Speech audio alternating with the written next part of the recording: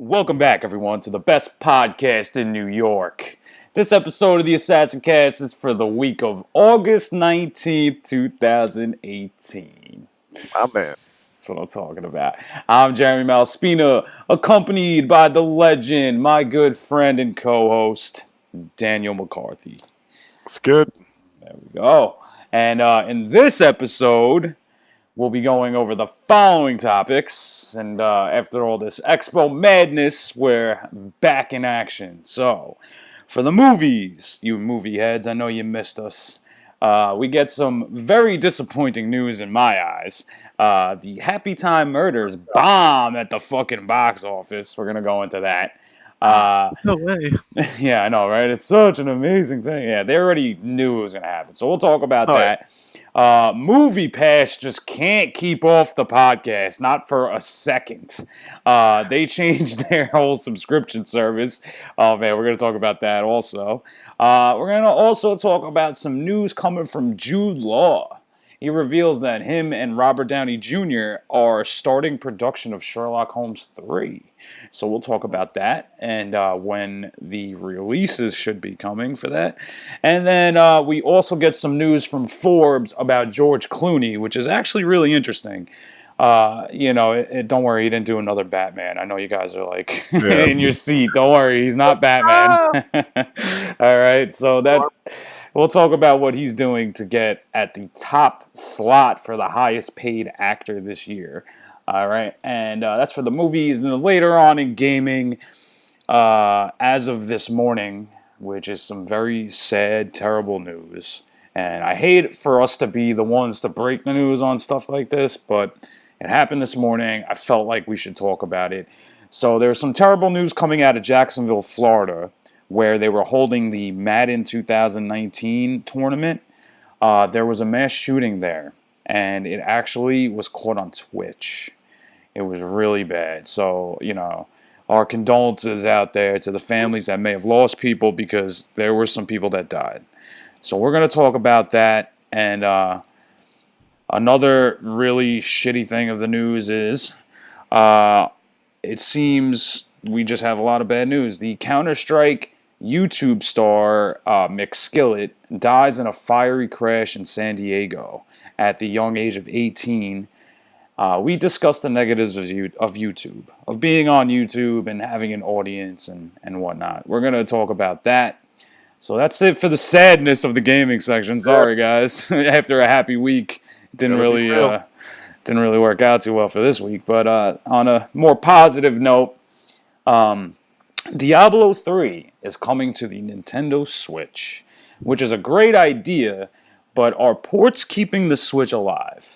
We go into detail and give our thoughts on that, because I really feel strongly that that might be the case.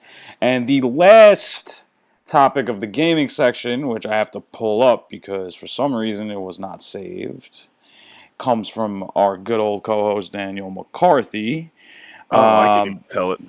Yeah, you want to let them know? It's about Microsoft. Well, it's Microsoft. It's like a new plan Microsoft has as dealing with their new consoles, the One X and the One S, and they're trying to find a way, which is, I'll give you more of my input, but you can tell by my snicker of what I think about it, where you're pretty much paying over 2 years the cost of the console, in that you will get 2 years of Xbox Gold membership, as well as 2 years of Xbox Game Pass, which lets you play all the old games from original Xbox console on your Xbox One X or One S. Right. So it's pretty much like a financing of an Xbox, and the reason they're giving you the option to finance is because they want you to be locked in for Xbox Live. So we're going to go in on that also. So, any news in your world? You want to tell them how your day went today on the water? Oh, this is good fish, man. 3-striped bass in the boat, 3 keepers.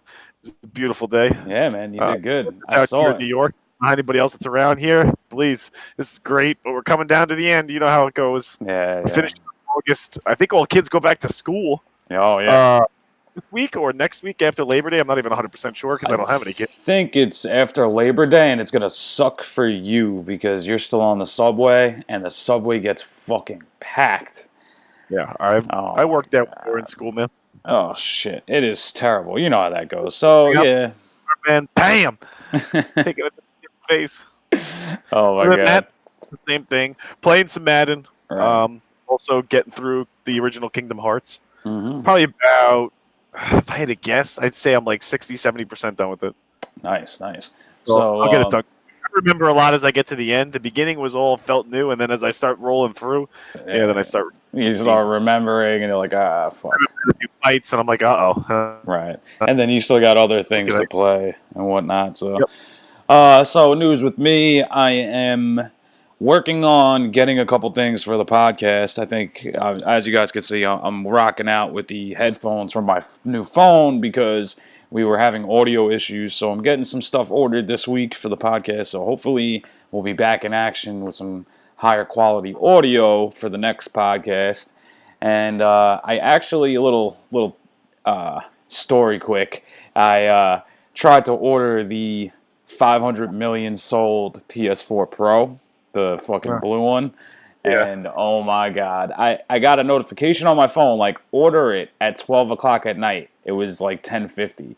But you know, I've been shot the last couple weeks, so I'm like, all right, there's no way I'm gonna be up for that. So I fell asleep and I wake up at 4:30 in the morning. So I'm like, all right, it's 4 hours later, 5 hours later, I'll be able to get it. I log on. I couldn't get it on Best Buy, Target, fucking everything. GameStop said they had them, but you had to go there in person. So there was no way I was doing that. So I've decided to wait. I'm going to wait and just get a regular Pro probably in the next 2 weeks. So we'll be able to stream. So maybe we can do that. I think I can on mine too. I got to go look more into it, but I don't see why I can't. Yeah, I'm not sure if Xbox does that. So if somebody knows out there, please let us know if you could stream on the Xbox One X. So anyway, that's the news really. You know, nothing too much different in my world. So let's get into this. Let's get into this wonderful topics this week. Got a lot of disappointing and negativity going across the whole board. So China rainbows. I know, that is the truth. You know. So, you're hearing it from us first. So now, very disappointing news coming out of the movie world. All right? I mean, disappointing to me. I don't know about everybody else, but it seems that the Happy Time Murders bombs at the box office opening day, and we explain the situation. So, as you guys know, that came out, I think it was Friday, I want to say. I'm not too sure of the actual release, but I asked Dan if we wanted to go and see it and maybe talk a little bit about it on the podcast. We both decided, well, Dan decided for both of us that we're not spending money on this. Dan knew. And Dan knew right away, so I couldn't blame him. I thought it looked funny. We both thought it looked funny when we saw the previews at Deadpool 2, so I was like, oh shit, that's coming out this weekend, let's check it out. So it turns out that they were already predicting that this was going to be the lowest box office, lowest numbers at the box office for Melissa McCarthy in the last, for her whole career. Yeah. So they were already predicting this, but what really is crazy is the budget they spent and the money they made back opening day was not even close. So I'm going to pull it up. You could talk about it for a second. I already remembered it from reading the article. They put in an estimated $40 million into the movie, and in the first 3 days, they grossed 10. So they even spoke in the article. I'm sure they'll come out making money, but they did not come anywhere near what they thought their expectations would be, thinking it would probably gross like something like what Ted did when it first came out, because that seemed like that's what they were aiming at, but there was no fucking story. There was nothing to the movie. They just went for and what's crazy is the parts that we laughed at during the Deadpool 2 as a trailer for Deadpool 2 were probably, that's what made it funny, but then there was nothing in between. Right, it was all shock value, really. Yeah, relentless scenes of what we saw from the previews. Then it's going to become a point where you're 30 minutes in, what am I watching? It's not even funny anymore. This is getting obnoxious, and I think that's what happened. They expected it to be a lot. I mean, I think they just thought people would go. It was R-rated. I think they had the right idea. They just didn't follow through with it. Yeah, so now this is the brainchild of Jim Henson's son, Brian Henson. So the guy who made Sesame Street, his son, right? So Kermit the Frog's creator, his son, this is his brainchild. He wanted to have some sort of R-rated Muppet film for adults to enjoy, and it kind of just was all shock value and no storyline, like Dan just said. But nobody was predicting it to be this terrible. I think you said it was 12 million. I think they made back 10 mil they made back out of 10 40. mil in the first 3 days out of 40. That's really bad because usually opening day is going to be like the most. That's when you're making the most money. So after opening day, you're going to get decline in sales. You average 3 mil over the next 5 weeks per week. You know, you're still at 25 mil total of a $40 million budget. I'm sure they'll go over 40 mil, like domestically and like worldwide. But I don't know. I guess they just, like I said, I didn't get grabbed at it because I told you when we saw the thing, we were laughing. But I'm like, oh man, like it just struck me as a movie that wasn't going to have like I don't expect it to have a plot, but watch Ted 2, like you actually like, or Ted, which I think of as a good example. Like there's parts of it that are shock value, but then you're laughing like because there actually is a progressive storyline to what they're trying to do. Exactly, there's a whole plot, and like I think that's like I think he had the right idea, and he had a way to get people into the theater, but. You know, there had to be more to the storyline, obviously. Word of mouth wasn't big on it either when you think about it. Right. They didn't do a lot of marketing because we were talking about it, and then, it was like a few months ago, and then out of nowhere, they were having an issue with, I guess, the creators of Sesame Street, or the people that own the rights to Sesame Street, because they were calling it Muppets. And then it looked like the movie wasn't going to come out, so all the marketing died off. Yep. So then out of nowhere, I guess they work out this issue, and then they put the movie out anyway, and there was just no marketing behind it. Like, I saw a few commercials on TV, but that was really it. So it's a pretty tough break for Brian Henson, because I don't think he actually had made anything else. I think this was his first go-around in the movie scene. Yeah, I mean, he could always recover from it. He could just, if he retweaks his idea, he could do it. Mm-hmm. But yeah, it also needs to realize that Melissa McCarthy's poison to trying to gross money. Like, she was good in Bridesmaid. I don't even remember how long ago that is now. But like, other than that, what has she done? She did that movie Heat, I think, with Sandra Bullock. Like, she's really done anything. I never really found her that funny in the first place. I think she was on TV, right? That's all I can say for her. Well, exactly. She's not related. Not related to the podcast, guys. Not at all. And if she was, I wouldn't even admit it. This is the best podcast in New York. That is the not so best actress in New York. All right. So anyway, that's the story with that. It's disappointing for me because it looked funny, but obviously the critics don't lie. So that's where we're at with it. I don't think, like Dan said, I don't think over the next 5 weeks it's going to gross a lot more, because we know it declines after that. After the first 3 days, the viewing rate goes down. So I don't see it happening. So we'll leave that at that so we could talk about some fuckery going on. All right, so the next topic on the list is Movie Pass. All right, so let's pump the brakes here. I think this was like 2 podcasts ago that we were talking about Movie Pass. I think with Mission Impossible. Yeah, with Mission Impossible. Right. So now, Movie Pass was a new thing to us, to me and Dan. And I actually have listened to a podcast where they went in depth on what it actually is, right? So Movie Pass was invented about like a year ago. I don't think it had a very long shelf life, if you want to say, where you subscribe to this. It's like a subscription-based company where you pay, I think it was like $9 a month, and you can go and see however many movies you want in a day for the whole month. For the day. No, you get one per day. No, I think it's 1 per day now. No, that's what it was. Yeah, oh, no. It was $9.95 a month, and you can watch one movie a day, and then, yeah. Right, so it's one movie a day, and you can go every day of the month. And then I think they had a special thing for blockbusters, like the AAA movies. I don't think you could see it twice in the same day or something, or twice in the same week, something like that. So now it turns out with Mission Impossible, we brought this up on a podcast a while back. So Mission Impossible, people who had Movie Pass were like, oh, I want to go see this. This looks good, right? So they go to do it, but Movie Pass could not give them the tickets because they had no money. Oh, my God.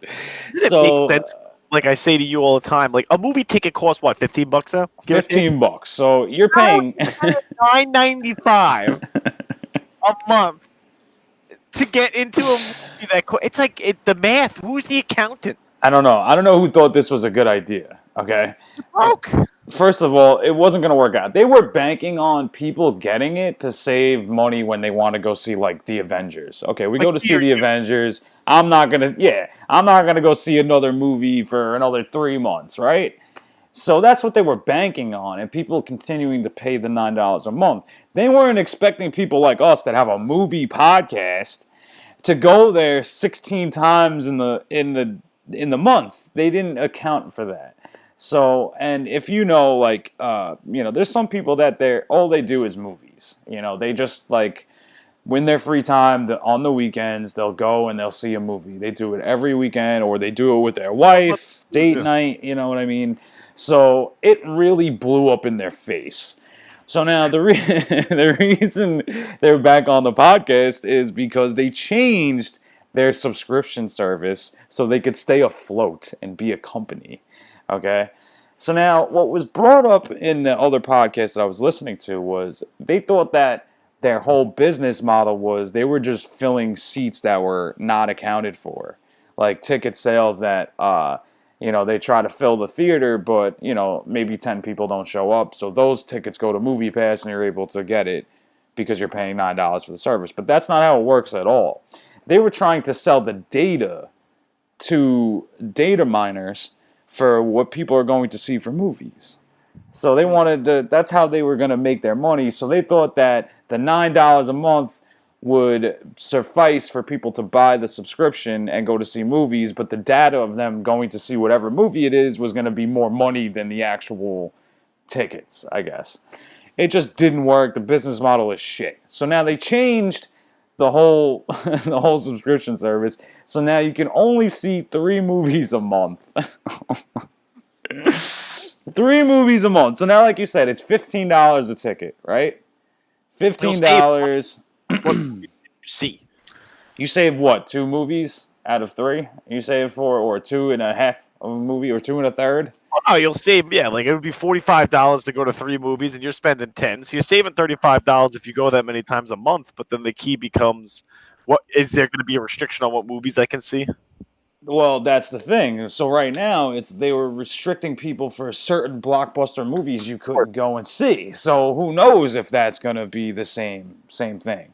We don't really know. So now I have a feeling that if you bought stock in MoviePass, I think you should get out now. I think you should have got out when we brought this up the first time.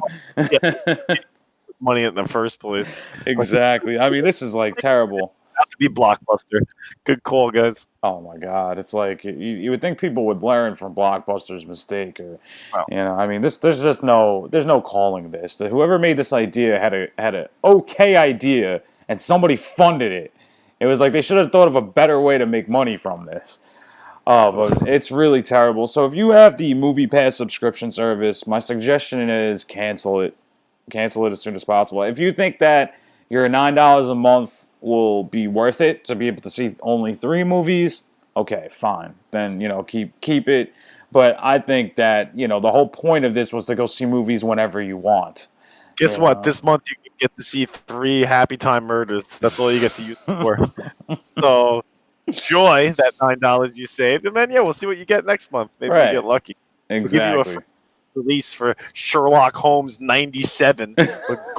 Crap that is. Another, oh my God. So that's it for MoviePass. The next time we talk about MoviePass, it's probably because they went under and they're selling off their assets. Or I $5.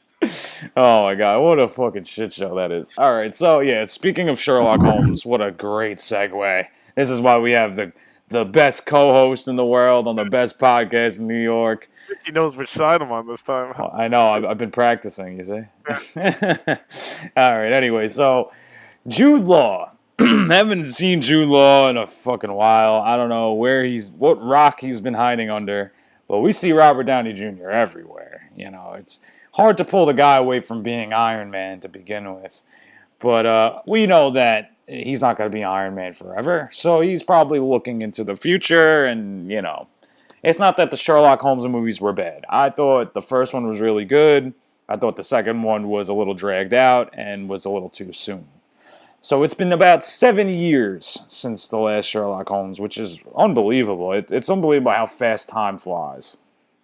So Jude Law was in an interview, and he started talking about production of Sherlock Holmes 3, and it's slated to be coming out for 2020, which is in about 2 years. And we're going to just talk a little bit briefly about it because they didn't give us much information. The only thing that Jude Law really spoke about was that if you don't remember the second movie, at the end, Sherlock Holmes he fakes his death. So obviously Watson doesn't know that he's still alive, but he goes and sneaks in with his camouflage suit that he invented and puts a question mark at the end of his book. At the end with a question mark. Mm-hmm. It's supposed to be a third movie. So they actually haven't been together, I guess, within the last 7 years. Movie time in the movies. And they're supposed to be focusing more on their codependency, on how they both need to be together or working together because they're best friends and yada yada yada. And obviously Watson was getting married in the second one, so I guess they're going to go a little bit more on the dynamic. I don't know how it's going to play into the story, if it's going to be a continuation of the last two. They didn't give us much information. All we know is that it's coming 2020. So I know Dan's about to probably go off on another sequel. No originality these days. Yeah, of course, but I don't even care about this movie franchise, to be perfectly honest. I think I wasted 20 minutes of my life watching the first one. That was it. Yeah. I honestly couldn't tell you anything about the storyline. So even the hate on it just never grabbed me. But again, it still pisses me off that it's just another.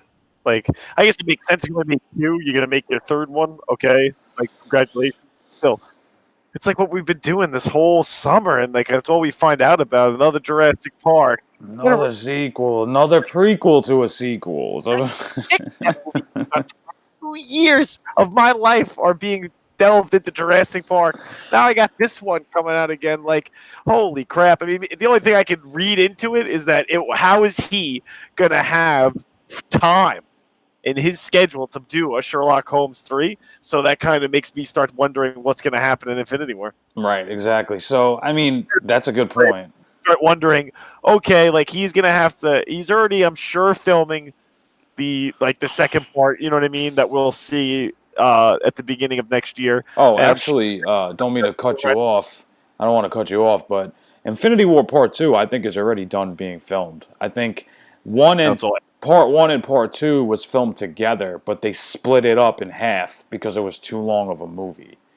Gotcha. I'm pretty sure that's how it went. But yeah, you're right, though. We don't know if, what that means for Iron Man. But if I remember, Sherlock Holmes came out around the time of Iron Man 2, I want to say. I don't remember. I'm pretty sure it was Iron Man 2 era. So, yeah, I mean, we don't know what's going to happen. We don't even know what's going to happen in that storyline. Matter of fact, I saw the sickest picture. I screenshotted it of Tony Stark holding Thanos' head, chopped off head, flying through space or some shit. It was really dope. So it was fan art. It was awesome. Yeah. Awesome stuff. But we're getting a little off topic. But yeah, so Sherlock Holmes, I agree. I feel like the second one was a little drawn out. They hit you, boom, back to back. One and then the second. And it was the first one was decent. The second one, I didn't like the storyline, especially at the end. So now they waited a good amount of time for the third, but we don't know how that's going to play a part in the series. We don't know if that time of the hype has come and gone. A lot of people, I feel like that's the problem with these producers and these CEOs of these movie companies. They're banking on if people are the hype was good back then, but you don't know if people are still into the same shit. I think they would learn. Even movies for me, at least when I'm sure there was enough of a cult following. We saw Super Troopers, or I always use the comparison Dumb and Dumber.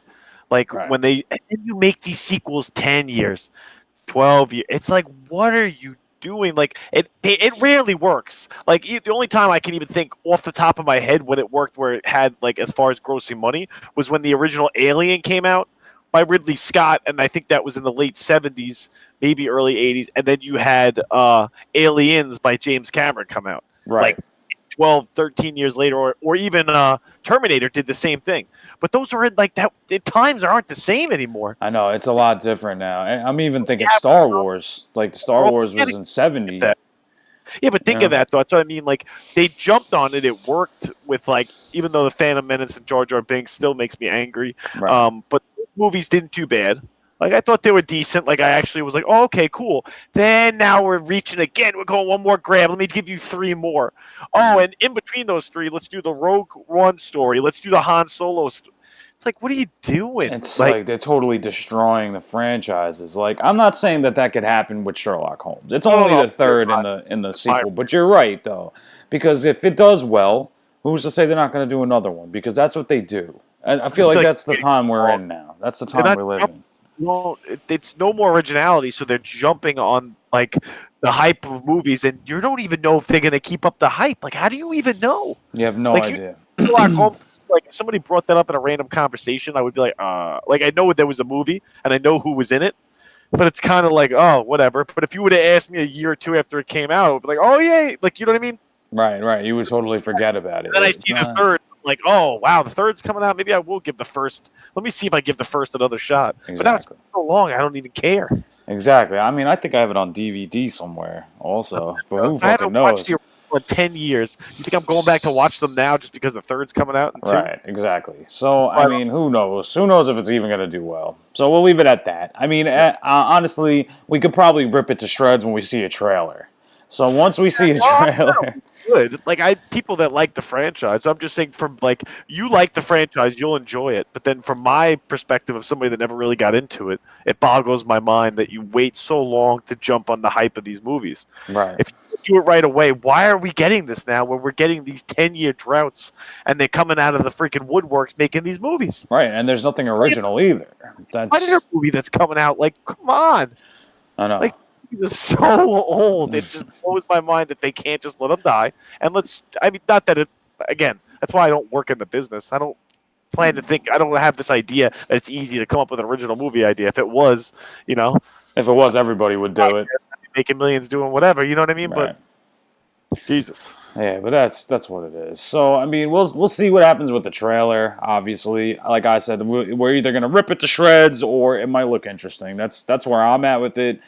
Obviously Dan wasn't big into the series to begin with, so it is what it is. So let's get into the news from Forbes, because this is interesting. All right. So now I was looking for these topics for the movies, and I came across this article about George Clooney. So Forbes every year puts out the top grossing actors of the year. Yeah. So whether it's 2018, 2017. And it turns out that George Clooney wasn't even on the list last year. This is what makes this story so funny. All right, George Clooney wasn't even on the list for the most top grossing actor last year. So now this year, he's at the top of the list. For highest paid actor, he had made $230 million this year. And if you think about it, what movie is this fucking guy in that he's making $230 million? Listen, Batman ain't that good, all right? It's Dr. Doug Green from ER. That's how I remember. I'm still trying to think of... Holy shit, I can't believe you said that. All right. So, I'm trying to remember what did he even do? Okay, so this is what he did. A while back, I saw him on TV. He does like a bunch of random commercials, right? He's on an Nespresso commercial. That was like the beginning of this year. He was doing an Nespresso commercial with the other dude that was in Ocean's 13, I think. He was or maybe it was Ocean's 12. I think it was Ocean's 12. Ocean 13 is with Al Pacino, so the one before that. He does a commercial with him for Nespresso, right? So then, out of nowhere, a few weeks ago, I see a commercial with George Clooney. He's walking around, all serious face. And I'm like, what the fuck is this? And it's for tequila. So now he's like, saying, oh, this is the best tequila in the world, or whatever the fuck he says in the commercial, right? So it turns out that he actually is part owner of that tequila with two other guys. He has part ownership. I think he's like a third of the company is owned by him. So now he not only owns the company, owns part of the company, but he has all the rights to the TV and the commercials. So you will be seeing a lot of commercials coming from George Clooney for this particular tequila, which I don't know if they listed the name of it, but pretty much just from that, that's where he made that money. And Jeez. all the other actors don't even come close to making that sort of money. I think the only other person that was up there was like Robert Downey Jr. at 81 million. So he's like triple what these other actors are making just from that whole tequila move. That's great. Yeah, so It's like the show Entourage, the guy Turtle. yeah, right. That's how I'm trying to like, wait, what? That's funny. I was just gonna say I don't know any movies that he was in that he would have been grossing. Right. You know, So he would have hold had on. like 5 movies to make that kind of money. You know, Exactly. Not even. I don't even think he would make it from 5 movies. I So don't know let what me pull this up so I could see. Oh shit! I didn't put it in here. Damn. Sorry guys. I wanted to see the name of the tequila. I could Google it real quick so you guys can know. Hold on one second. that kind of money, just doing like a random. Yeah, how does the Forbes equate that? So Forbes just equating what he net gained. Yeah, the this year. It's only for the year. through, like it could be gained through anything. Like it's not just gained through obviously acting. So Yeah. that's a skewed list then, because it's not really highest like paid actors. It's really just highest net earnings. Right. Be a better way of putting it, you know. It doesn't say the name. I'm sorry. It doesn't say the name of the tequila. No, he doesn't need free publicity. He made $232 million. So Right. So, and that's over The Rock. The Rock was the other most top paid actor. And Chris Hemsworth also. He topped all of them. So, it's interesting. It's very interesting that he made that sort of money. Yeah, and we don't want to give him free publicity because obviously he's got enough money. he doesn't need my publicity. Get out of here. Yeah, right. Get that fucking tequila out of here. But nah, seriously, good for him for, making a good move financially, honestly. Some of these actors should take notes, to be honest, because you got people like Melissa McCarthy that just bombed in the box office. Stuff like that can ruin your career. Ruin your career. They survive. They better. Let's hope so. Let's hope so. But it's kind of interesting that he didn't even make the list last year. Fucking signs the dotted line, and that's business savvy. That's impressive. It's very impressive. So that's all over Forbes and the news. So if you guys want to check out that article, check out Forbes, and you'll see. As of today, I think that was posted up. So highest grossing actor. Side note: people always assume, for instance, like I always use this comparison, that actors and athletes make so much money, right? So Tom Brady, obviously, I hate him, but if you all know who he is, you would say he makes decent to extremely amount of money, right? Playing football, his wife worth more than he is. Right. Because it just shows you there's other avenues that people make money in. It's not just being an athlete or being an actor. Like she runs, that's fashion, like something that I have no idea anything about. Obviously, I don't know if you do, but I have no idea how that stuff goes. And she makes more money than one of the top paid athletes in the country. It's fucking crazy. But, hey. LeBron makes a lot of money playing basketball, but he quadruples that money off of Nike and investments. Exactly. I mean, they get endorsed, and then before you know it, you're cooking with this cash. Crazy. So that's it for the movie topics of this portion of this movie portion of this week's Assassin-cast. Wow, that was fucking horrible. Oh, you'd think after 23 episodes I would have that down, but nah, you're getting it raw uncut. I expected that. What? I never expected you to have a flawless transition. It happens. It happens, but hey. So if you're tuning out from, if you guys, your movie heads are tuning out, we will catch you next week with some more interesting movie news. Believe me, it is coming. September is the month. Yeah, this is the dog days or the dead days in movies. Yeah, right. So we're coming up to some big news. So we will catch you next time. Moving on to the gaming section. So this one, the first two topics, this is some depressing shit. I don't know why we have to put it on there, but we got to break the news when it happens. And unfortunately, it happened today. So as of this morning, I don't know if it was this morning or this early afternoon, there was some terrible news coming out of Jacksonville, Florida. So down in Jacksonville, Florida, EA, it's actually an EA tournament. So EA sponsors the tournament and runs the tournament for Madden 19. So Dan, over the last 2 podcasts, has told you guys, hey, it's out. I've been playing it. It's great. It's awesome. Told us some stories about it. So now EA has this tournament going down in Jacksonville, Florida, where I guess you play and you go to a bigger tournament. I think it was the tournament was the whole thing there. I'm not too exactly sure of just exactly how it worked tournament wise, but I guess there's a cash prize at the end. Always is, yep. Right. So somebody who got eliminated earlier in the tournament, I guess won a few games and then got eliminated, left the I guess convention center or wherever it was, and then came back and started shooting people at the tournament, which is horrible. And it's unbelievable that they took it that far. But I mean, just like everything else, we live in New York State. It's not Jacksonville, Florida, but you think about New York State, and we're in one of the toughest places to own and have a house and to just live. Our rent is high. You have to make a lot of money just to survive. So if somebody was really banking on that money to survive, I could understand having that sort of reaction. Not to say that it's right. I think that it's terrible that they did that. But we don't know what the situation is. We don't know if the right reaction. You could be angry. I've thrown controllers. I've broken stuff like that. You lose, and I've played people online where you feel like you're getting cheeseballed.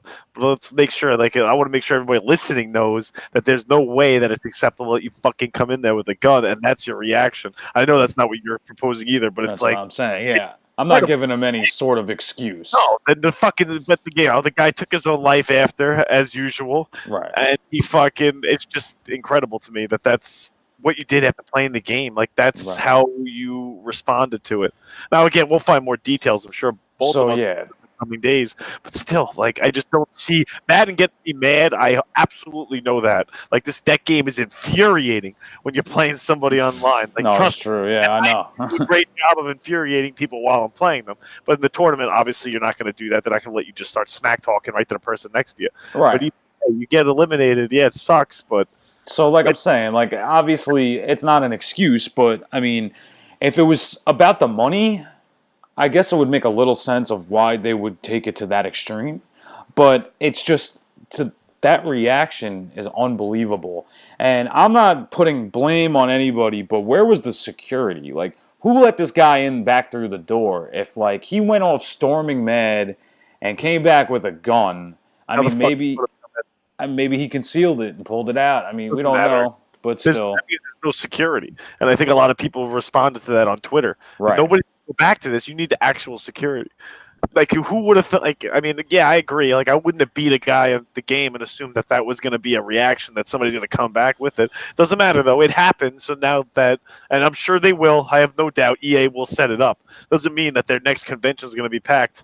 Right. Well, now that's the thing. So now Jacksonville Police Department didn't release really a lot of information about it, or on the shooter himself, or about the whole event. They were just warning people not to go back to the center. If you left the convention center, stay away. That's what they were saying. So, because obviously they thought there was not only one, but 2 shooters in there. So now this is the thing. We don't know if this kid had mental issues, if he wasn't right in the head, which brings up the debate of people with mental issues owning and possessing a gun. Obviously, that's always going to be a heated argument and a heated debate. But we're a gaming community. You've seen it firsthand, Dan. I'm sure a bunch of our listeners know and seen how our community are tight-knit. We stick together. We're all friendly. We joke around, but I've never saw anyone take it to that sort of extreme before. It's unbelievable. And the worst part about this whole thing is that somebody was streaming on Twitch the tournament. So when all that shit was going down, it was all being streamed on Twitch. And that's really fucking bad. Yeah. So not only was it a bad look for some guy to just go in and start causing havoc at this tournament, but it was streamed live. That's fucked up. That's Yep. fucked up. There's nothing more to say about it. And it wasn't the guy streaming's fault. He didn't know that it was going to happen like that. But you would think if someone comes in shooting, you would turn off. Well, I mean, maybe I guess you're not going to think Come about on, are you turning kidding off the stream, but Duck it's like, cover. I'm not gonna hate on the guy for that. Ain't nobody gonna be like, "Oh, quick escape," and then right. dive under. Like I said, let's not. That whole thing's just blamed on the one. I guess it's all on the shooter. Yeah, I guess you can't blame the guy for not. That guy that off, did the shooting is the guy that's all at fault. And now what we need to do is you need to grow from it. Like you said, if it changes the security there, yeah, I'm sure it'll spark yet another gun control debate. But so now podcast. What's it called? I'm not going to start slaying that in mm-hmm.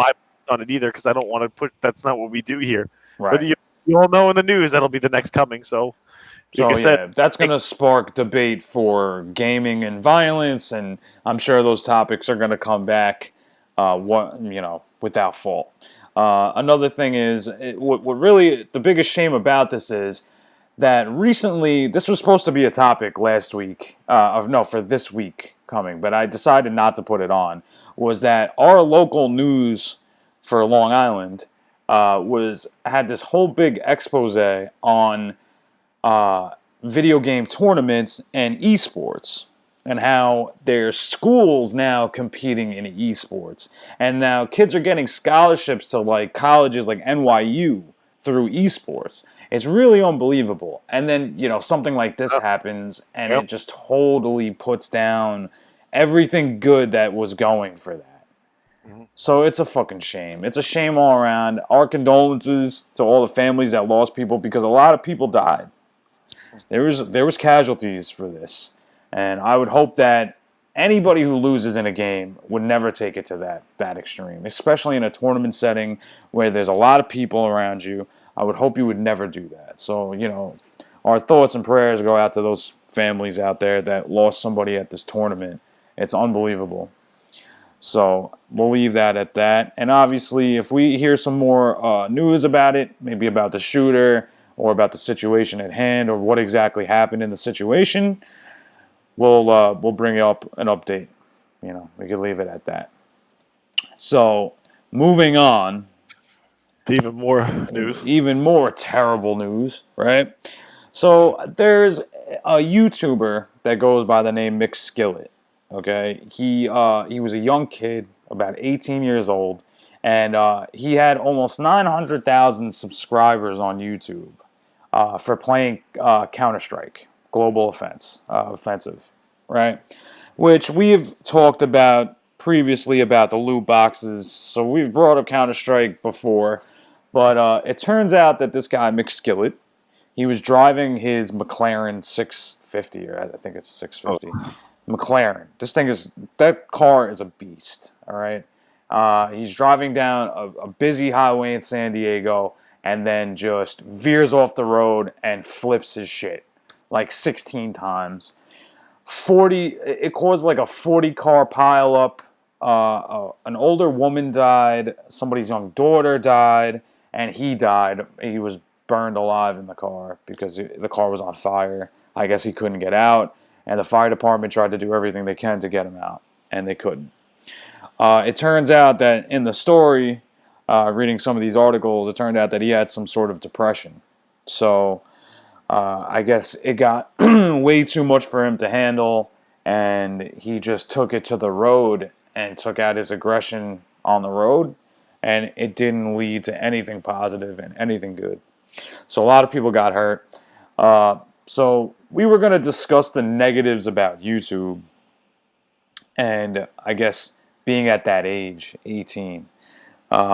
So real quick before Dan gets into it, I wanted to say that at 18 years old, you are just starting to like develop thoughts on the world. You know what I mean? Like, you don't really know too much. You think you know shit, but you don't. The world never really just came over and punched you in the mouth yet, and gave you a tough break. So for getting all that fame and money at 18, I feel like he wasn't able to handle that and it totally did something to his psyche, and boom, you have some depression, suicidal thoughts, and then people are either getting hurt or you're hurting yourself. So I think that that's a big negative thing. I mean, that's the thing about these young guys that are streaming. They get these fame overnight. And maybe he couldn't handle it or deal with the pressure. I mean, me and Dan could tell you right now that having to do a podcast every week is like having a second job. Yep. So if you were to think to cater to 900,000 people, that's got to be tough. It's got to be tough to deal with. And we have our steady 100 people we probably have watching, so we can't even give you an idea of what that could even possibly be like. But that's got to be tough to deal with, and especially at 18. I think that's crazy. So I don't know. You could take it off from there. I don't know what else to say. I gotta figure out. I want to find out more of what was going on. Was it like just because somebody had a history of depression? Did he swerve his car on purpose, or was he just Because the more I read into that, the more, even if he lost control, I'm like, what is this kid doing with a McLaren? Right, exactly. He's got this McLaren. That's a fast car. That kid. I mean, I guess it doesn't. Like, who am I to tell like a car dealership not to vet? Like, how do you vet that kid? Like, how do you check to make sure he's going to be okay driving it? Like, we know I'm an old man. I'm 33 years old. I don't know if I'd be able to handle driving that car. Like, you'd have to send me to some school and like anything to get comfortable in it to be like, hey, it's safe. Now he's going 100. Yeah. But again, I did not know that there was, like I said, that subset of depression. And yeah, I mean, I think sometimes we all just assume that if you're famous and it looks like you got everything, that life's peachy keen. And it doesn't always work like that, man. Like, if this kid's 18, I don't know what his life was like before all this happened. And I don't know what's going on in his head when it does. I mean, what do you do for a living? Yeah, I see it a lot where, I think sometimes everybody judges a book by its cover. Like, we all look at something, we say, okay, he's got everything. Like, what could he possibly be depressed about? But there's so much more to it. We all know. Right. Like, life isn't just materialistic. It's not just money. It's not just fame. Like, how many actors and actresses do we see that passed away either from an overdose or their own suicide that you would think, what do they have to be depressed about? They have everything at their fingertips, but it doesn't really work like that. It really doesn't, yeah. I think for me would just be, anybody that listens would be like, just realize that, like, you're not alone, man. Like, nobody is. Go out there, ask people you know. I'm not telling you to call me. You don't know me. Talk to your family. Talk to your friends. Get the help you need. Right. I mean, you never know. He could have talked to someone and totally prevented that. But anything. Look, I mean, it's not just himself. And unfortunately, it was selfish of him in that sense because he killed 2 other people. And he probably injured more than I could count. Exactly. So it was like a 40-car pileup. And it doesn't change the fact that it's a tragedy. And, you wish he would have reached out for help in advance, but still, when you see stuff like that, it's like, your heart goes out to all that. Right, and especially the people that died because of this decision. You got a 43-year-old mother, I think it was, that died in that whole crash, and then you got someone's young daughter passed away. So it's like he didn't only just take his life, he took the lives of other people with him. He wasn't thinking of anything else. I think you said it best, man. Right. I think sometimes when you're young, we always use that cliche line that, when you're young, you're invincible. Right. I think it's better with the way you said it. Like, you haven't been punched in the mouth. Like, I mean, as much like, man, life has given me some nut shots, and I'm sure for you and a lot of other people that listen as well. Like, it happens. And then, I steal a line, but I've said it before, but it doesn't have to necessarily, because I know it from Batman too. Like, why do we fall down? You fall down to learn to pick yourself up. That's the whole. So you just hope that, you learn from whatever caused you. But yeah, I think sometimes when you're that young, you don't know. You think that's the worst. Whatever it could have. It could have been a breakup. It could have been the fame itself. Like, think about people. You don't have any time to yourself when you're a streamer. It's like whenever you're a streamer, you don't even have time to play a game for leisure. You're just strictly playing to entertain other people. You're constantly doing it. There's probably a lot of stuff that goes through your mind when you're doing that type of videos.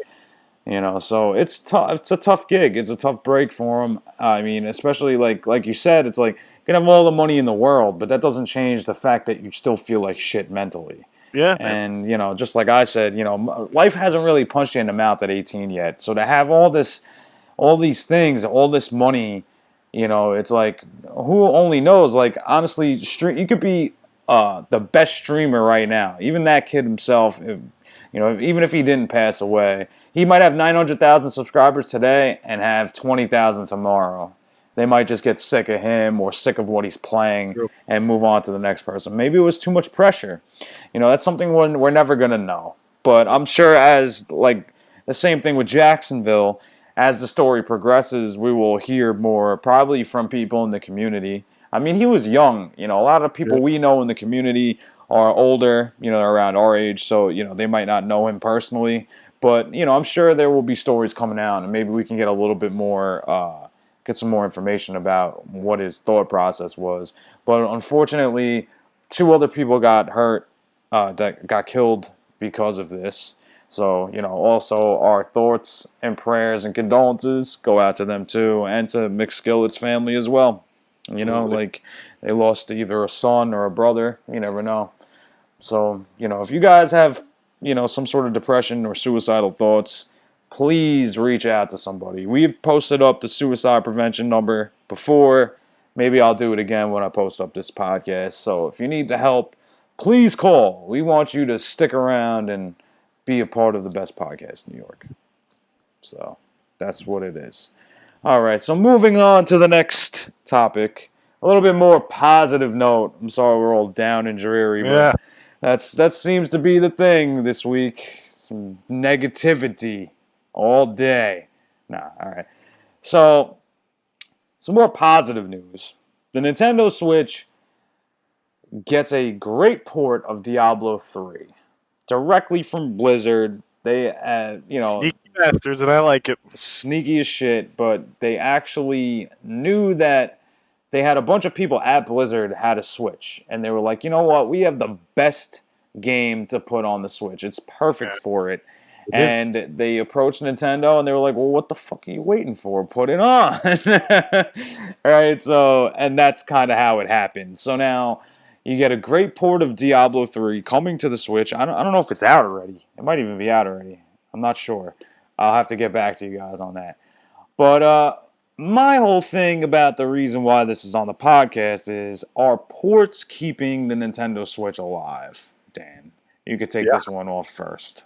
I think it is, and I think using it for like Diablo like this is genius, and it's smart of them to start picking the brain of Blizzard. I've told you before, I used to play World of Warcraft a lot. I did play Diablo a lot when I was younger, the more beginning of Diablo, not so much later. Obviously, last, I don't even know, 4 or 5 years, but this game it is a good idea for this type of a system. I guess myself, the only thing I don't understand is, how do I play with other people? If we're not, like, say for instance, me and you are on different trains, could we necessarily play with each other? How do we connect to each other? Through the internet. Wi-Fi on the trains, but true.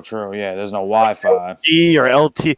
I mean, if me and you are chilling at like office and or I'm at work and you have that free time, I guess. Yeah, but that's my part of this stuff that blows my mind, that I don't know how they can get around that. I'm sure we're gonna move into it, where they're going into like 5G or whatever the hell they're up to at this point. Yeah. They got to figure something out with the way the internet goes, because there's just, I don't know. Like, that's something I've always wondered. Why is there not Wi-Fi like everywhere I walk? Mm-hmm. Like, you know what I mean? Like, you could easily do that, creating an infrastructure. But then that's my only play, how you play that type of a game. That game involves us playing together. Right. I could do it on my own. Yes, of course. But then the whole key to Diablo 3 especially is me being able to hook up with you and do something, and hook up with somebody else, and maybe a guy that lives down in Missouri or Texas, and we're all going to play something that we know each other. Right. How am I going to be able to switch when I'm not connected to Wi-Fi? Exactly. So I get that. I mean, I have two theories on this about this.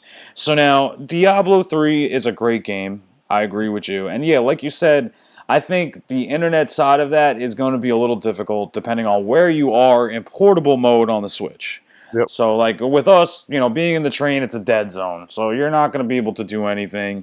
But like you said, if you're at if you're at work and I'm at work and we both have Wi-Fi and some spare time, which we usually don't have, we'd be able to go and do that.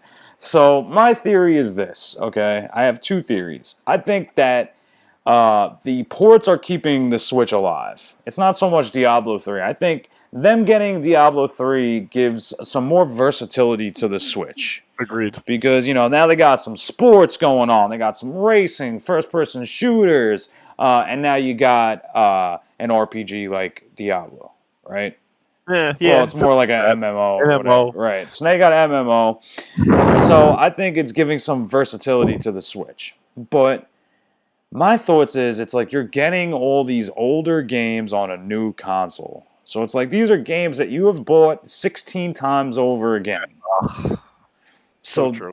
that's the problem here. And just like you said, this is an online based game. So like are you really going to be playing this on the bus or in a car driving down the southern state or on I-95 to Florida? It's very unlikely. Makes it strange then. Am I going to play it while I'm at home on my Switch? And if you do that, like I give people, then you are missing out on half of what gaming offers because then you should be playing on a PC. A PC or a There it is, man. Pro, This game, Xbox One X. originating on the PC, there's no, not even my One X. It wouldn't even be worth it. I wouldn't touch a game like that on my One X. I have it, but I wouldn't. No, I would never. What's it called? I would never play it like the way people play it. Right. You need to be like you need to be on a PC, and I think anybody that plays it would know. Like there's certain games that you cannot, like they will not translate to a console. It can't. It's not even so much the hardware; it's the servers. Xbox and like PlayStation and Nintendo do not have the server capacity to handle a mass multiplayer online game. They can't.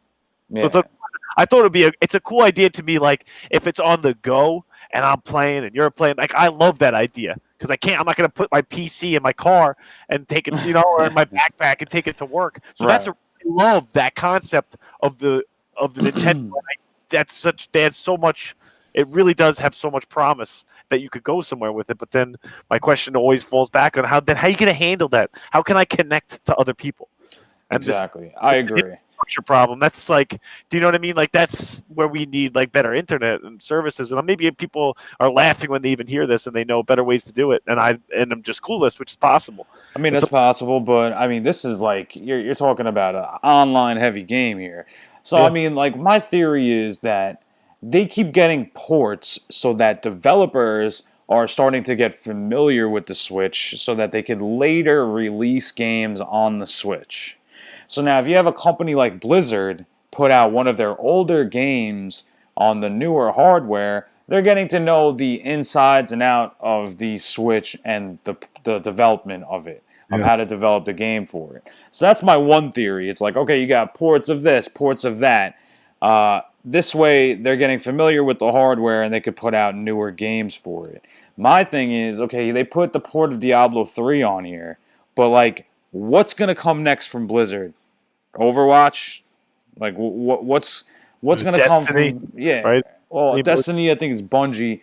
But still, like, what's going to come from Blizzard from this on the Switch? Like, are they going to develop something specific for the Switch? We don't know. And then you got to think, a console really lasts about 5 years. So in 5 years, would Blizzard even drop something for it? I don't know. And I feel like I feel like they're keeping it afloat through these ports. There's nothing. It's just like these sequels for the movies. There's nothing original coming to the Switch. Yep. The only thing I could think of, and you're gonna kick me in the teeth, is Wolfenstein. The new Wolfenstein was made specifically. It's not a port. It was made and developed on the Switch. For that, well, that version of it was made for the Switch. It's not a port from the PS4. It's like they went from the ground up to have it run on the Switch. So, but that's the exception to the rule. Another thing is Diablo 3 takes up like 14 gigs of space. So how are you going to even fit that on your Switch? If you have Diablo 3 on your Switch, you don't have anything else. That's half your capacity. Right. So what are you going to play? Like on the go, you're just going to be strictly playing Diablo 3. I don't know. I think they're stretching kind of hard, and I don't want to hate on the Switch right away. I've actually been thinking about getting one myself, but I think these ports, I think they need to make something original now. I think we get it. That's what I'm saying. We get it. Yeah. We know it works. We know that having things on the go is great, and being able to play it at home is awesome. But give me something new. I want to see something new for the Switch. That's what I'm saying. I hear you. I hear you. Yeah, but we don't play it as much. Like I said, that's why it's not our forte. But still, Exactly, but I want to see it be a success. You know, I like Nintendo. I hope they get it together. You know. All right, so now for the last topic of this wonderful Assassin Cast, lucky number 23. We're going to talk about financing you a good old Xbox. You remember that? You remember at the expo they had that Asian guy had that suit on with the car, and he would smack the hood.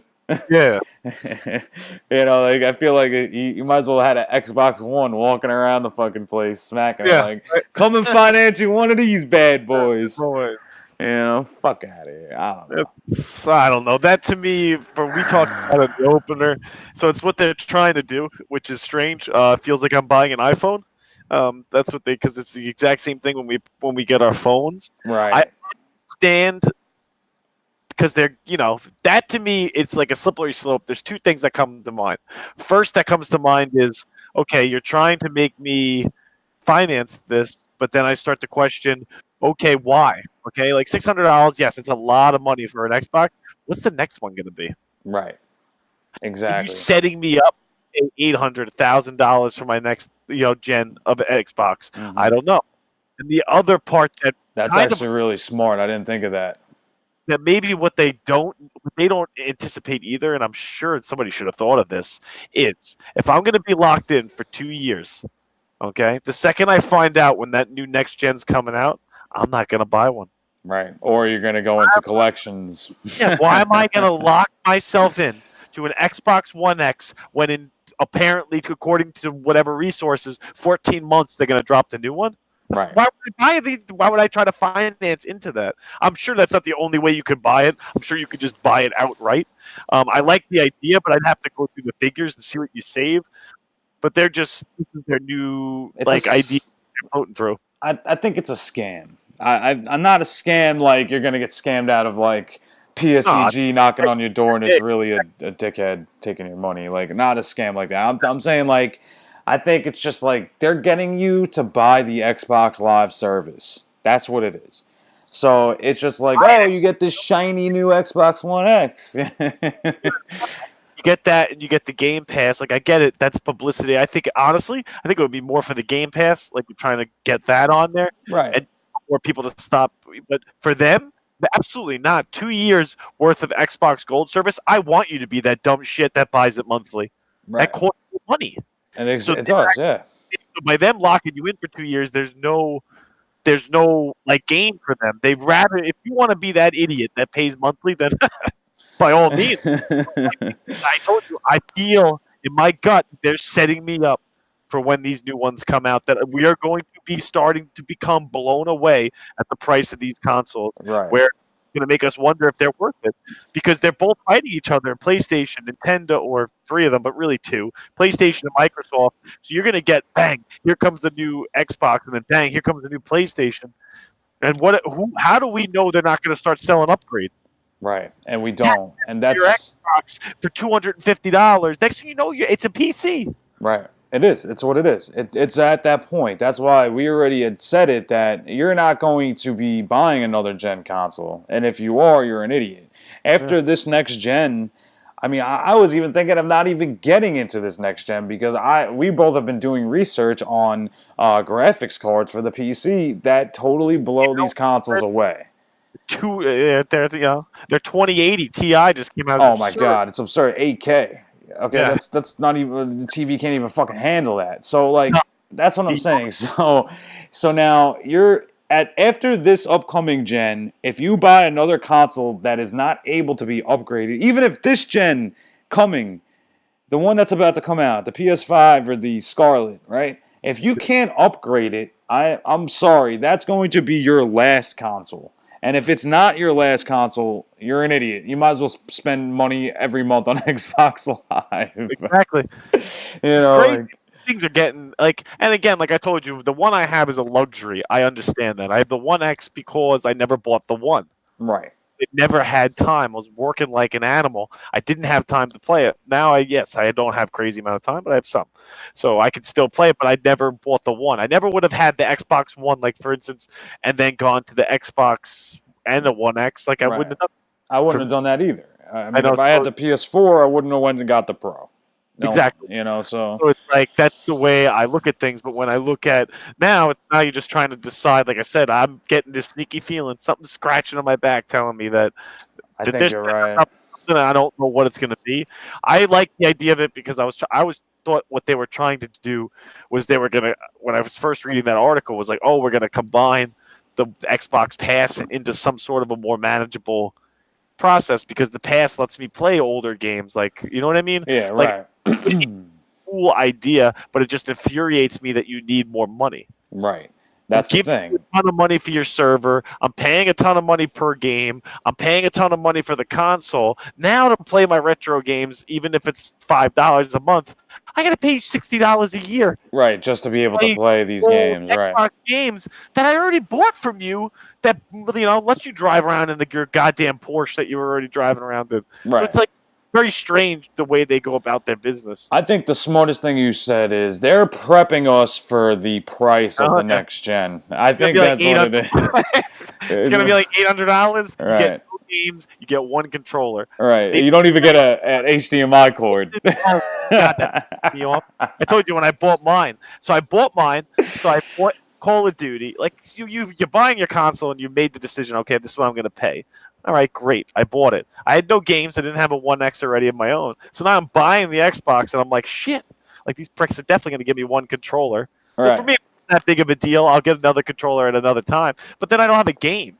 So it's like I pay for the game, the tax, and then I don't have a 4K cable in my 4K fucking system. Oh my I gotta go god. get a $50 cable. And I'm like, at the end of it, like all of a sudden, like you're spending almost $700 for all this stuff. And like I said, if you got 2 controllers and 1 game, like how often are people Fucking gonna unbelievable. isn't a game like that? Like you would say, getting your collection, but games now $59.99, 63 something with tax, like for Madden. Forget it, man. I mean, even when I get the Pro, there's no way my collection for the PS4 is going to be as big as everything else over there. I agree. I'm the same way. There's no way.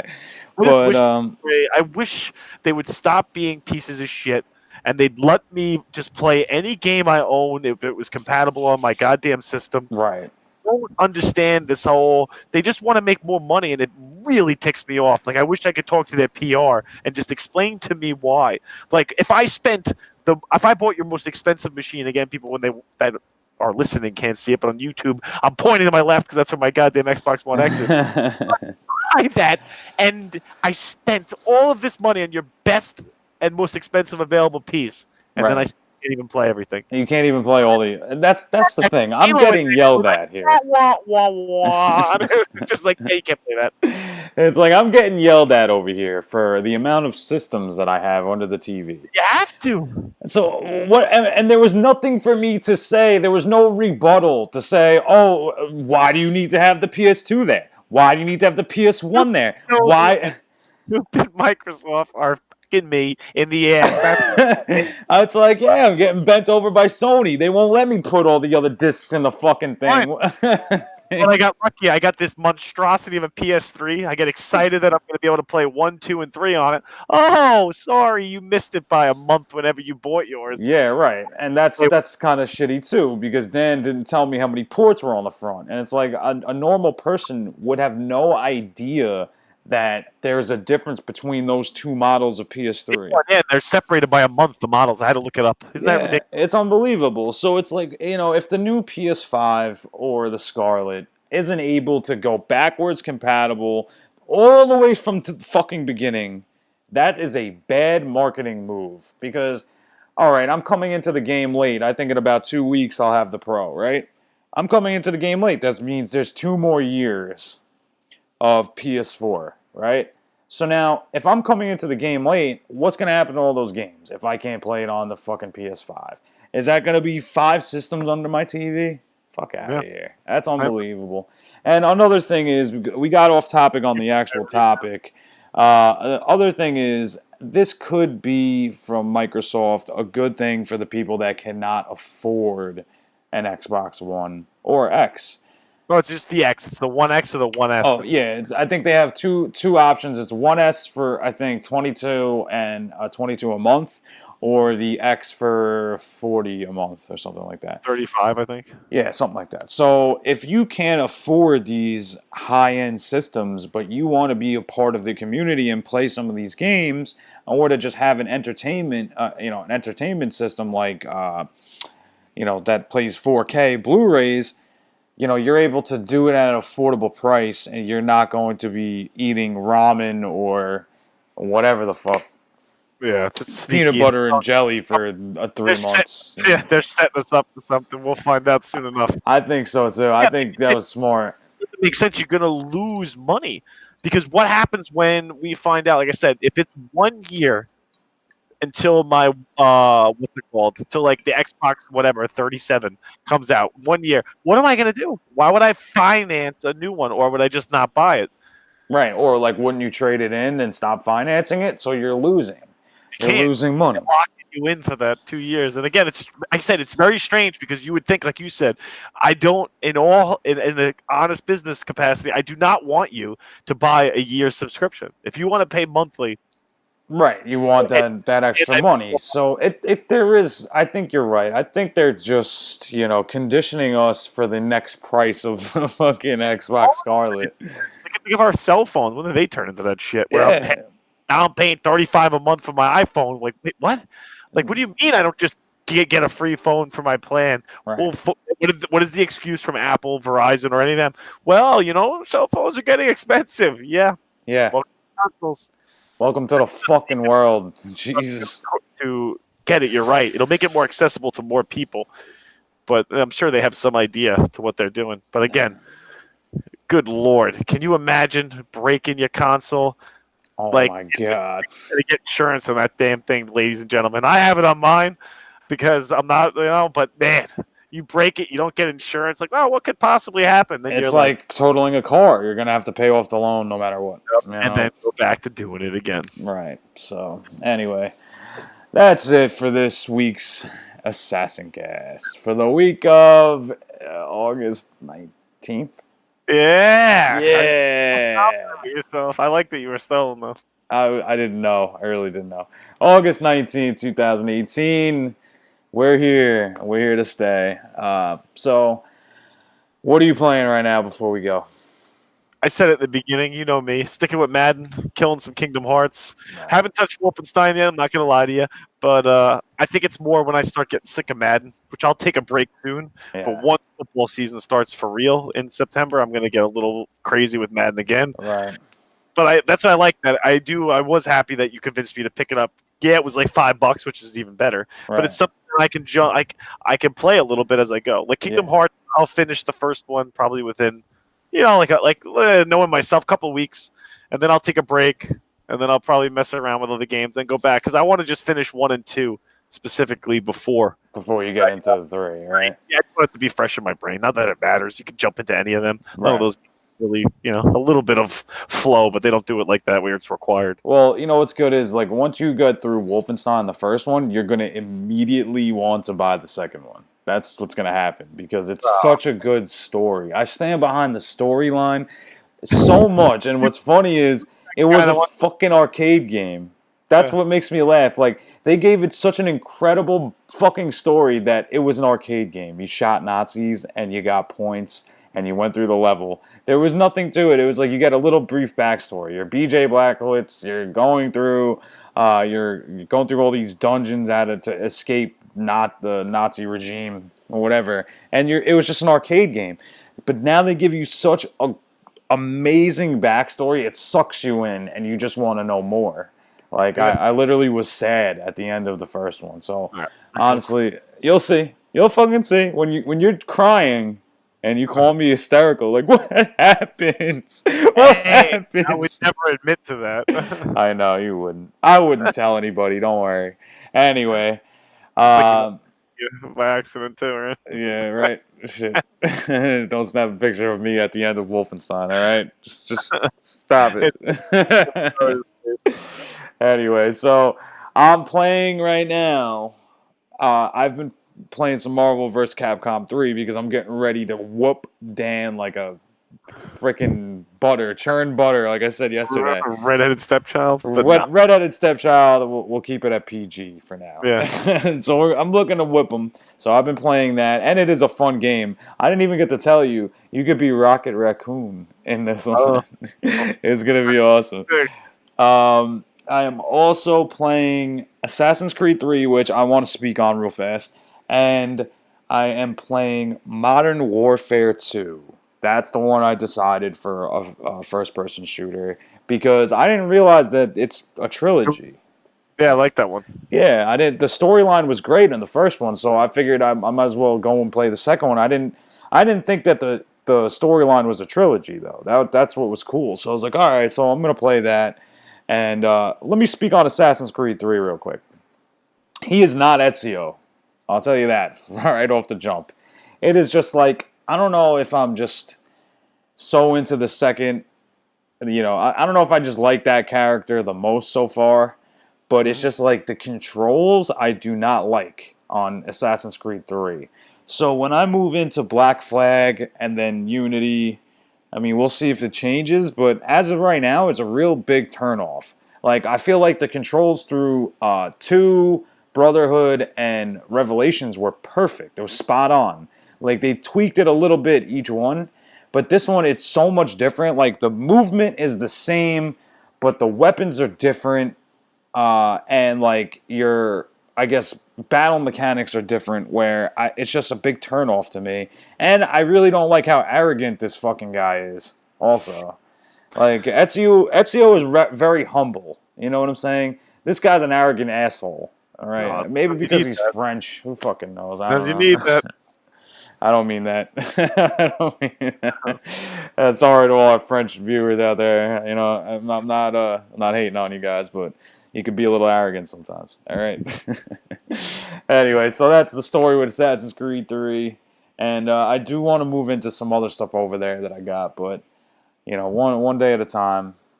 And I haven't even touched the Resident Evil Code Veronica yet. I wanna boot it up just to see how bad it looks. Yeah, why not? Right? Just to see. But that's really it for gameplay wise. Hopefully, I mean, I have to take care of some personal stuff, guys. But within the next 2.5 weeks, I should have the Pro. And me and Dan are going to stream live. You can see me get whooped, I guess. Depending on if it's Street Fighter, you'll see me get whooped. But if it's anything else, at least he knows. He has nightmares about Ken's dragon. Oh my god! You know what would have been great? How do? It would have been fucking great to stream us playing Knockout Kings. That was a good time.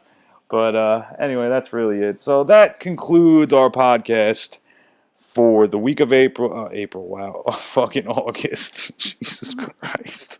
August 19th. And we apologize to you guys that we've been running so fucking late. I'm going to try and get this out on time.